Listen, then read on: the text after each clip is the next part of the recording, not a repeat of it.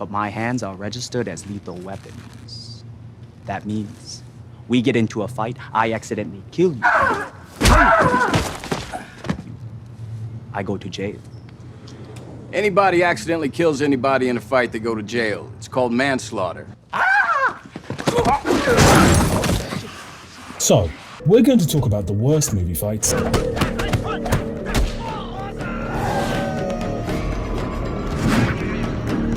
Why one is good,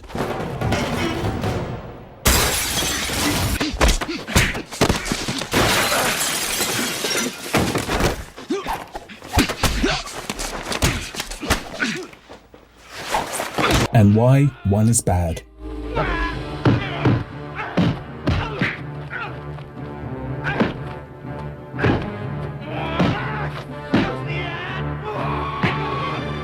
The rules are minimal weapons, You are wonderful. Thank you. I've worked hard to become so. no tigers,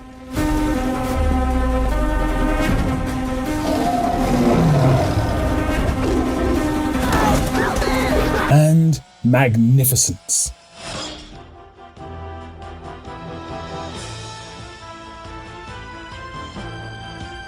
So, let's do this.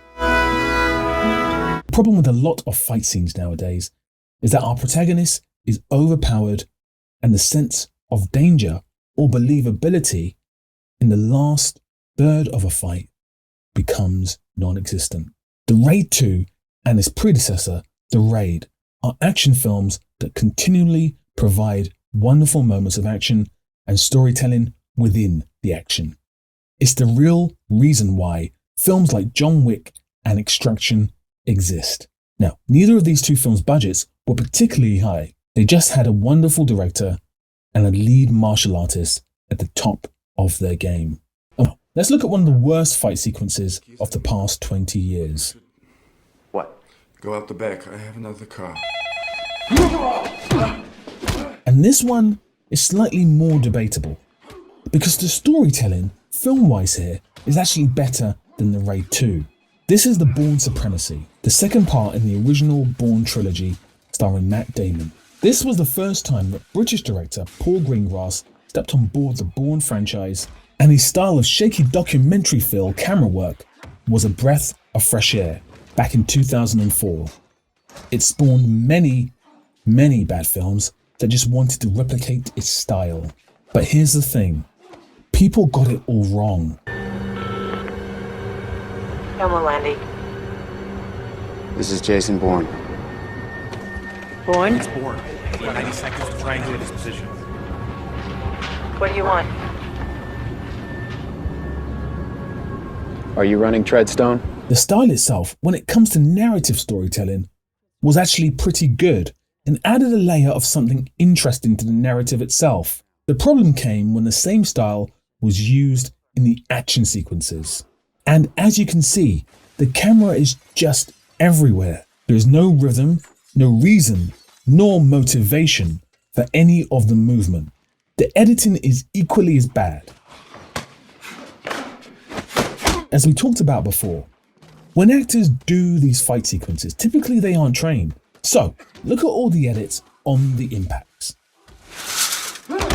Look at this cut here. Absolutely tragic editing. Now, many may say this is clever. You can edit on the shake and then mask it. It forwards the fight slightly after a really bad bit of grappling. But a time jump like that can really take us out of the moment. We are now trained to believe that more jump cuts will follow. Again, the threat of danger to our protagonist is reduced. Honestly, the fight is so disorientating that it's indecipherable as to who is who. Now, there is actually a story here within the action, but the shaky cam ruins it. And it should be noted that the actors are actually doing a good job. There's some really good back and forth within the various techniques used here, but we can't see any of it. And then it ends like this. Really jarring edit. The reason for this edit, well, it's unknown really. We cut from one angle to the other side of the other angle of what seems like the same shot. Really pointless and seems like a cut for cut's sake. A damp squid of an ending to a very poorly shot sequence. The Bourne trilogy is my favourite trilogy of any films made. However, with this film being Paul Greengrass's first effort in the series, his lack of action direction experience really stands firm in this film. But what he doesn't do in action, he more than makes up for in plot. 30 minutes under the world clock. Send her alone, give her your phone. What if I can't find her? It's easy. She's standing right next to you.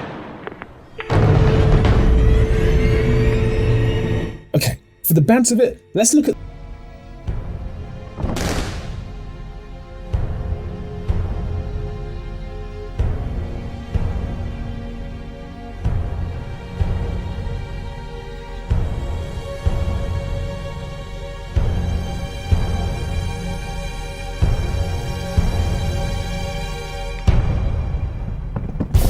Now, there's been some wonderful martial artists in cinema history.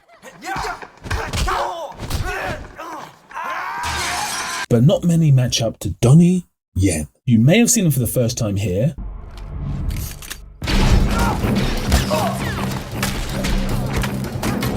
And here. I'm sorry. Me too.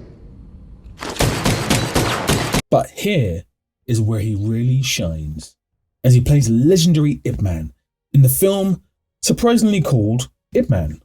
The context of this fight is very important, because prior to this scene, although Ip Man was a trained martial artist, he believed in pacifism and peaceful resolution.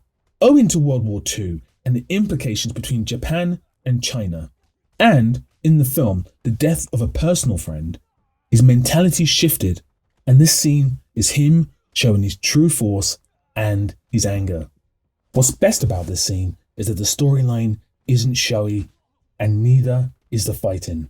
It's him versus 10 fighters, fighting to the joy of his Japanese overlords.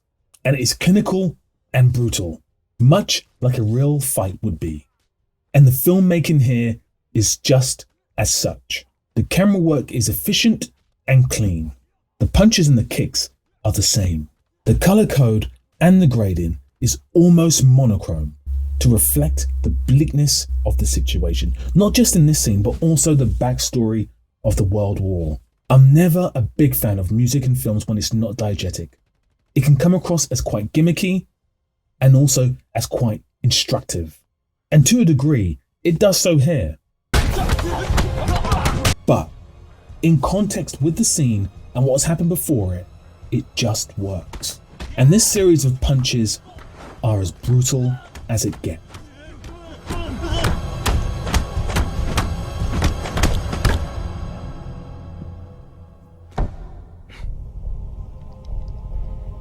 This close-up of Ip Man's knuckles is a great way to end the scene. Now, what makes the difference between a great fight scene and a bad fight scene? Well, it appears to be the very same thing I speak about all the time. Simple filmmaking is the best filmmaking. The exact reasons why the Bourne Supremacy looks and feels wrong are the director of the Raid films. He knows exactly what needs to be done to make a great fight sequence. Falls down to the floor, we'd follow down, and then what I do is here, so this is the idea of like combining shots to make it look like one take. Yeah. From here, I just move across really fast. Swipe. And then swipe. So basically, in that movement from here to here, I'll put a cut because I got mud everywhere. So I go from the start, so now I'm going to roll, and then action, and then I come across here, boom, slams him down, then turns him over, and then push him down. And then I'll swish across. So the idea is that when we do that first shot, from here to here, and then swipe, on that movement, I'm going to cut to the next piece of choreography. So it looks like one flow. Action sequences. The key thing for me here is having committed actors who will go the extra mile, so that you're not constantly cutting between shots to hide impact. And having a director like Evans who knows exactly how to shoot action, but also the techniques involved during the process of the choreography is key. If you look at the action sequences in Batman Begins, directed by Christopher Nolan, the fight sequences are subpar. Nolan hadn't quite done pure action yet. This was his first foray into action, and it shows. It's very much in the Bourne style of action, choppy, shaky, and not very clear.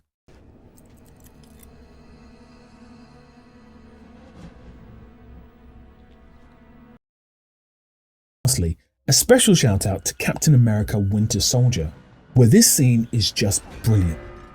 And it is so because of Chris Evans. He did all the stunts himself, so the editing here isn't as frantic.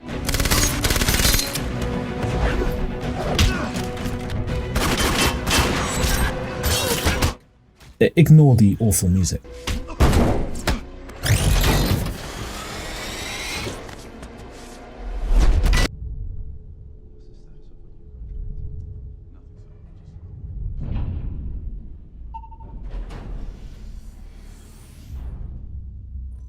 But shall we close on this wonderful scene from the same film, the infamous elevator scene?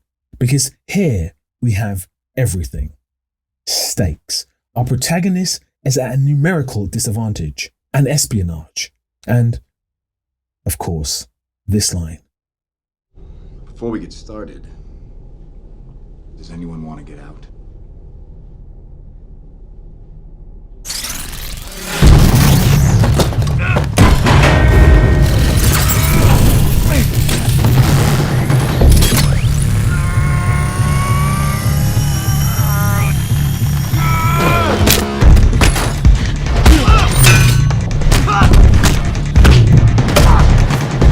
With this ending. Give it up, Roger! Get that door open! You got nowhere to go!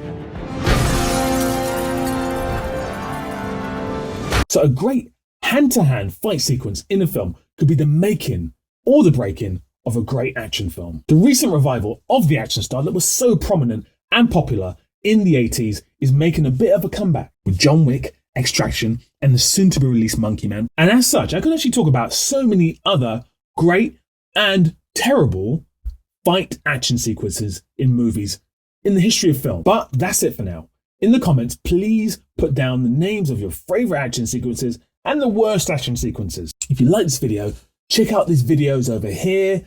Please subscribe, please like the video, and until we speak again, big love.